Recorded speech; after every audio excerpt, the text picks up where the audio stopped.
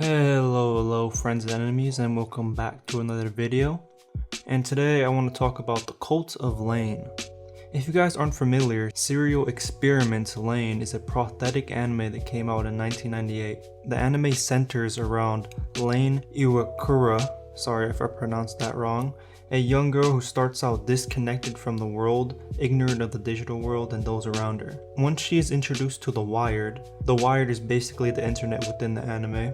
She grows to understand it at a rapid pace, and throughout the series she learns that she has this great power in the Wired where she is basically a god who is able to manipulate this upper layer of reality as well as the normal physical reality. Lain is able to break down the border between the world of the Wired and the regular world. This series has a lot of philosophical depth to it, diving into existentialism, idealism, and psychosocial manipulation and plenty more. And in the end of the series, Lain erases everyone's memories of her so she can cease to exist, because Lain only exists inside the people who are aware of her existence. I highly recommend that you give this series a watch because this short summary doesn't nearly do the show as much justice as it deserves. But the main topic that I wanted to talk to you guys today is not the anime itself, although I would love to do that sometime, so if you guys are interested in that, feel free to let me know.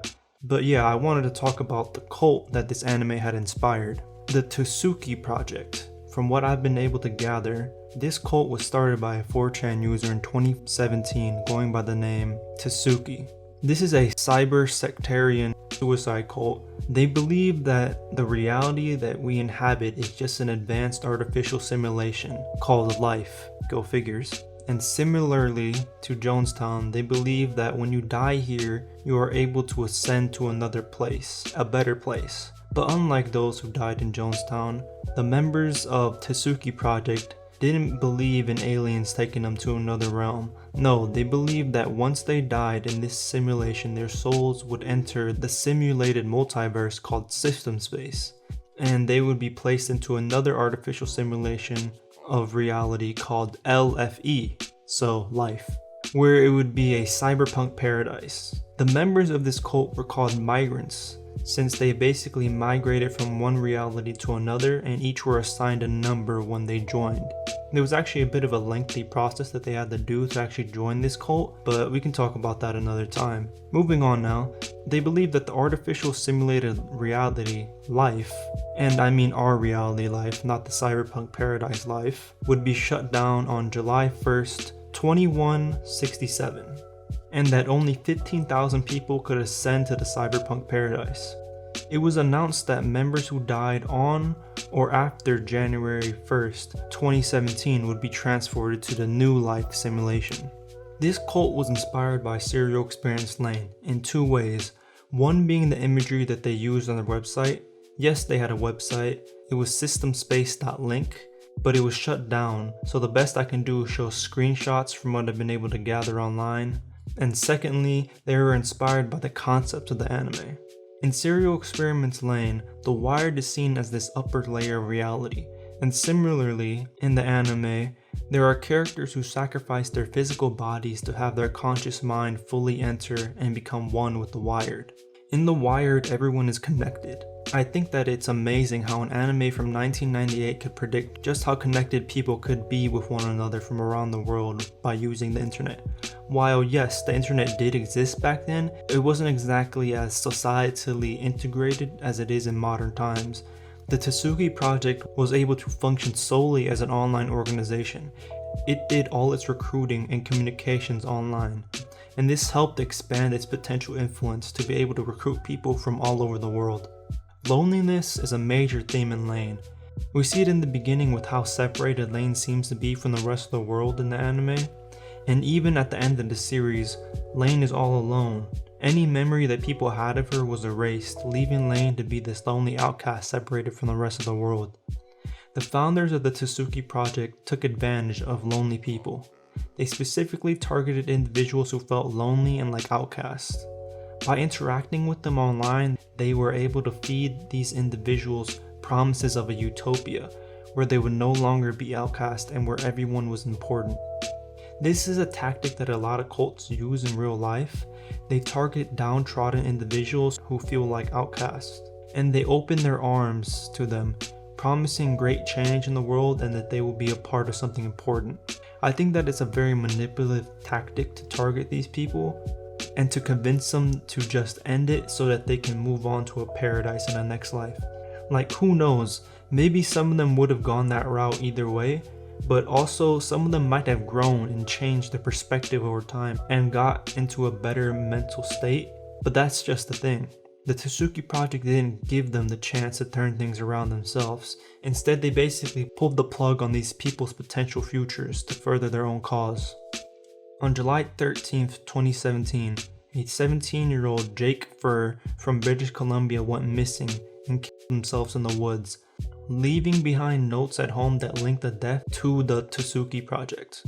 According to an article on Motherboard, which I believe is the tech-focused article section on Vice News, they interviewed members of the Tsuki Project, and Migrant 4858 said that several migrants were rumored to have killed themselves in order to ascend to the next simulation. This is the group who had the ability to recruit new members from across the world, so I can only assume that they were able to recruit thousands and thousands of members. And if this person is saying that several were rumored to have killed themselves, it leads me to believe that hundreds if not thousands of people have died as a result of being part of this cult. The interesting thing about this is that there wasn't necessarily a certain specific date that they had to. Like I said earlier, between January 1st, 2017 and onward, anyone who died who was part of the group would ascend into that next simulation.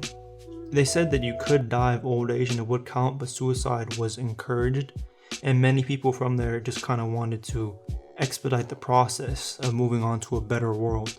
This digital anime suicide cult that promised a techno-fantasy paradise for those who joined thankfully was shut down in 2018 when the website went down and when the date that people could no longer join had passed.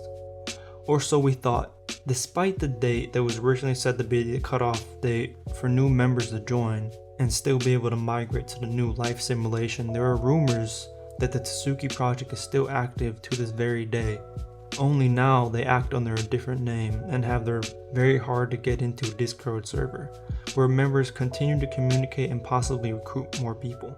I'm not going to out my source, as I've said, very protective of their group, but he assures me that they're still active currently and that they are just working under a new name. I thank you for your time, and I want to let you know that you are not alone out there, and that if you do struggle with suicidal ideology or suicidal thoughts, please contact your local suicide hotline and talk to someone. Today, I just wanted to give you guys an overview about this cult that was inspired by Serial Experiments Lain, and I wanted to warn you that they are still active online today. So please, do not agree to kill yourself just because someone tells you that you're going to move on to a paradise and indoctrinates you into their beliefs. In 2019, one of their members created a Trello site and uploaded basically the entire doctrine of the cult, going into great details about the lore of the cult's belief, different fictional companies and concepts that was involved in their beliefs, the different simulations, and the process that people did to join. It even had a history section that addressed a lot of the controversies that the group faced that aren't related to them being a suicide cult. Something that you also might find interesting if you decide to look up this group online is that there are rumors that when it started out, people thought that it was just an ARG. An ARG, if you guys don't know, is an alternate reality game. But then later were horrified to find out that people, in fact, did believe it seriously and did end up taking their lives because of it. Now, like I said, there's a lot more information about this group that I would find interesting to discuss with you guys. And personally, I would like to do that in the future just because there's a lot of the in-depth lore here. It's very interesting to read due to the fact of how cyberpunk and similar to like the Matrix it is. Except for there is no escape in the Matrix. It seems that no matter what, there's always going to be a new simulation. Now, like I said, there's a lot more information about this group that I would find interesting to discuss. If you guys would enjoy that, make sure to tell me in the comments down below. This group had piqued my interest initially due to them being inspired a lot by Serial Experiments Lain, an anime that I really enjoyed watching and I actually got a lot out of it. I highly suggest that you guys give it a watch. I think you guys will get a lot out of it as well. And before I end this video today, I'd like to give a big thank you to Nightingale Wednesday Nightmare for being a patron. I truly appreciate the support that you are giving to the channel, to the content, to me on Patreon. I just wanted to let you know that it means a lot, and thank you for doing so. If any of you guys out there are interested in supporting the content as well, feel free to visit the Patreon page. I will have it linked in the description below.